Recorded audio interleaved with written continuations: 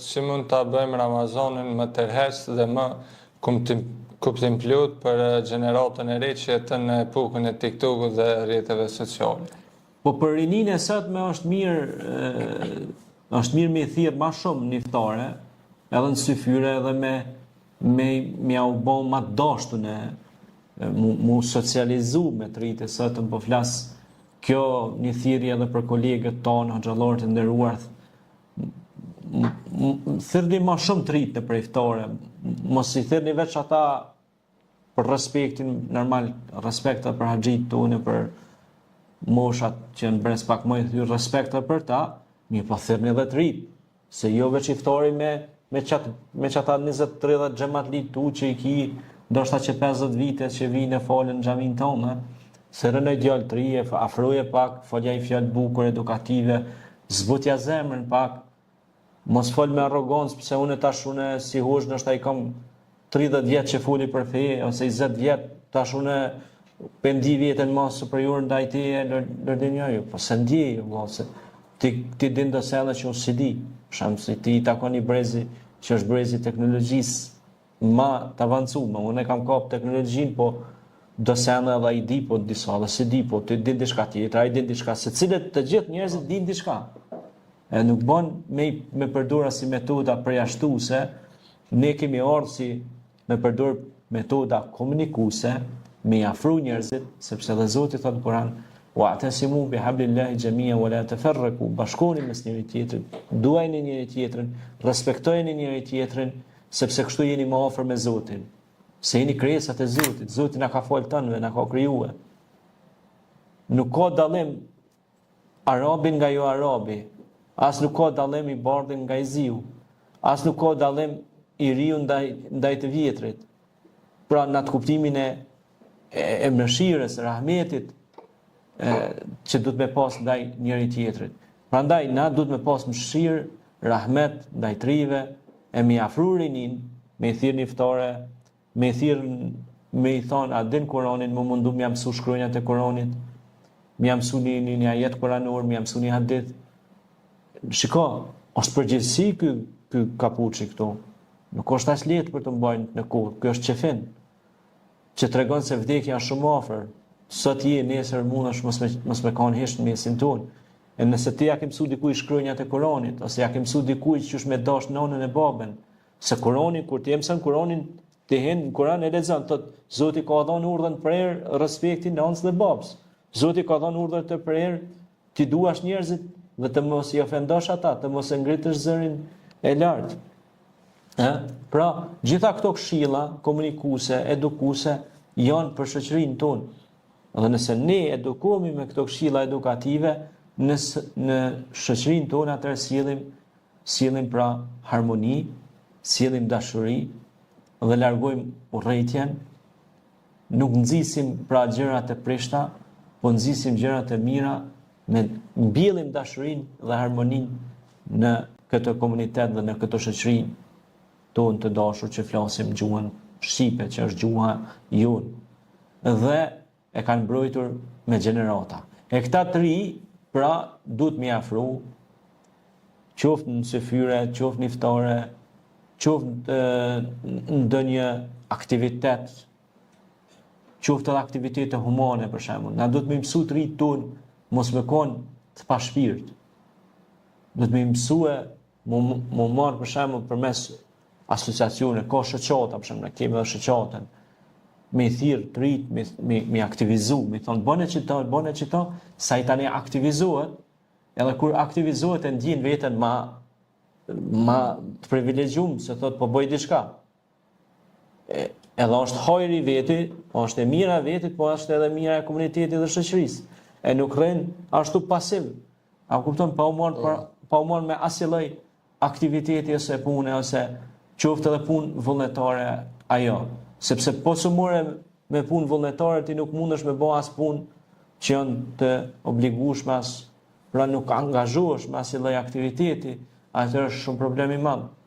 Pastaj lindin 100 dyshime, paranoja, fiksime, fiksacione e kështu me radhë. Zoti na ruaj. Faleminderit për përgjigjen. Vazhdojmë me pyetjen e 5. Apo e shohin Ramazanin vetëm si agjerim fizik, apo po e kuptojmë si shkollë të vetë disiplinës dhe pastrimit e zemrës? Po padyshim se agjerimi nuk është mund dalë veç nga ngrënit dhe të pirit. Apo kupton e ja. Po. Aliu radiallahu anhu ka thonë agjerimi më i mirë është agjerimi i zemrës. Do më thonë, kur agjeron ti e ka agjeron me zemrë, me shpirt ti e ke bën. Edhe nga lindja e dillit, dhe në perëndim dillit ty buka dhe uji për ty nuk ekzistojnë më ato. A kupton e ja. Pra vdesin. Pastaj nga iftari ti gëzohesh se e bën iftarin. Sepse edhe pejgamberi alayhis salatu wassalam ka thonë agjeruesi ka dy gëzime. Një gëzim kur të takoj Zotin në xhenet, e edhe një gëzim e ka kur të bëj iftar. Është gëzim e ke pa, është një satisfakcion, është një kënaqësi kur ulesh se e ke bën një sakrificë gjatë gjithë ditës, je ndaluar nga ushqimi, nga hoja, nga pija, nga fjalët e nevojshme, nga mendimet negative, nga veprimet çka s'do të më i bë. Je ndal edhe je ke shkollon veten, je ke edukon veten. As në për shkolla këtë sene si merr. Se shkolla ti mëson me libra, me teori, me sene, këtu e hin praktik. Kjo praktik.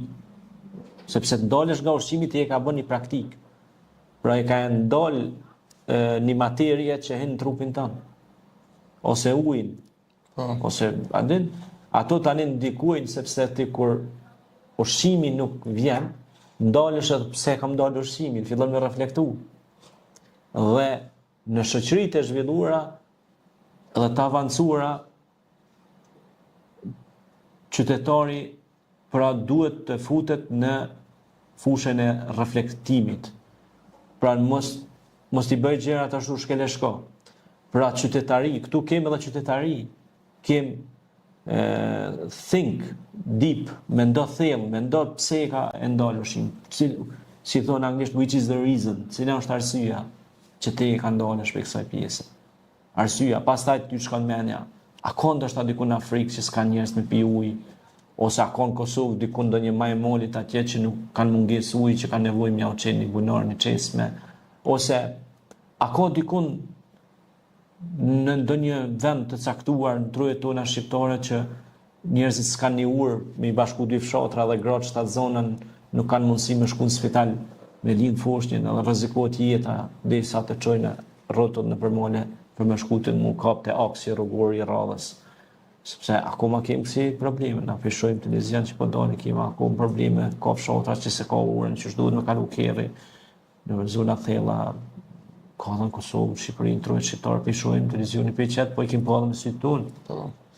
Pastaj ke familje, për shembull që neve na lajmëruan 10 raste që mu kanë lajmëruar dhe mu, që janë me fëmijë smur që s'kanë ushqim, edhe po më shkruan thotë, o nderuar sot nuk kemi ushqim në familjen tonë. Dhe neve po na qellon distanca e largët, se me qenë distancë e afër kemi ma lehtë pak, se mujmë me asistu me njëherë. Po largësia pak po ne pa mundësi dhe sa po shkojmë, po shkon ku e gatë. Ose po do të me lëbu me gjithë ndonjë mik, ndonjë shok që e kemi në atë qytet ose në atë lagje për me aqu një suport ose një ndihmë. Përmes shoqatës ne kemi shpërndarë pako ushqimore, veshmbathje, rroba, jemi mundue me bisedu me institucionet që janë më të vjetra në fushën e bamirësisë që me shikun do shtantarmen me rregullu dhe shtëpi njerëzve që s'kanë, që janë pak kulëm, rasteve sociale ndryshme, përmes shoqatës, përmes aktiviteteve që ne i bëjmë, ku këto janë të ilustruar gjitha. I shikoni këtu të televizioni, dalin ka njëherë, po se di apo i shikoni, as po i shikoni, a veç po ju kalojnë kështu. Nuk bën me i kalu gjonat veç kështu, du të munal pak edhe me i pa se nëse na po supozoj jashtë Ramazanit i kena pi 3 kafe, nuk është kur gjo me i pi 2 kafe, edhe 1 kafe me çu një bukë për një jetim, një bonjak, një të smur, një njeri që është mbet keq, nuk është asgjë, kupton? Duhet mu mësuna si popull e kena pas këtë traditë edhe gjyshrit tonë kanë pas këtë adet, këtë traditë të mirë që vjen pi Kuranit, se Zoti thotë Kur'an hudal lil muttaqin, që udhëzim për bamirësit, e kanë pas për atë që me dhuru për njerëzit nevojë dhe kanë mbështet njëri tjetrin, edhe në kohrat më të vështira shqiptarët janë gjinë pranë njëri tjetrit dhe kanë ndihmu studentët, djemtë, vajzat, i kanë ndihmuar për me hec përpara, mu shkollu, mu vetëdijsu, edhe na duhet me formu këtë shoqëni tonë breza pra të edukuar dhe me i socializu me punën dhe aktivitetet. Kjo është.